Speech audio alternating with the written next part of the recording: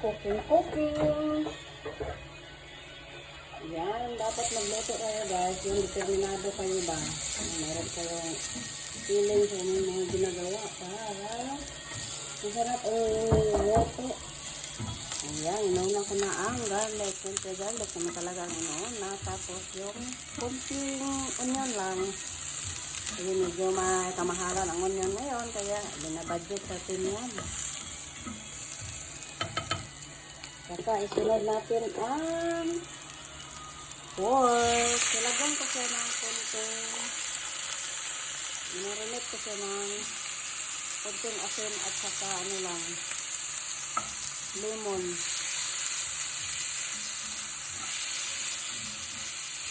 Ayan, haluin natin. Maganda din pala ang resulta sa ano guys, yung lemon. Lemon or kalamansi, pwede lang. Ano lang siya, para mawala yung langsa ng karne.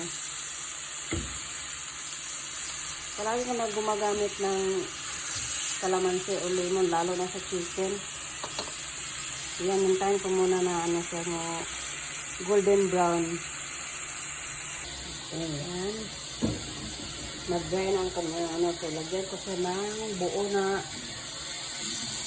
paminta ang nilagay ko. Wala na kami ano, durog ng paminta. Hindi ko na pinukuha yung sariling oil ng pork kasi wala siyang taba. Ayan. Lagyan natin ng toyo,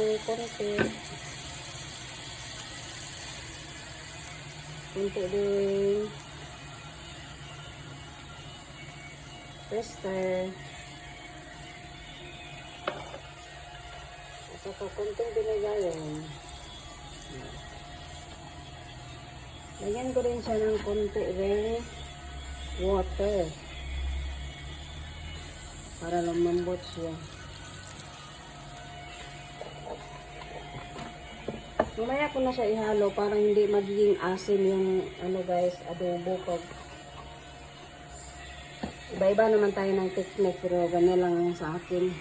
Mas mabilis sa umaasim kapag ginahalo mo sa kaagad na bago pa nilagay yung ano ba, vinegar. So hintayin lang natin ng ilang segundo. Ayan, pwede natin siyang haluin guys para ano yan, konti lang yung luto ko kasi para lang sa ano naman dinner. Saka may natira pa kasi ganun yung lunch na bangus. Ito lang ito. Ayan, nantayin na lumambot siya or maluluto.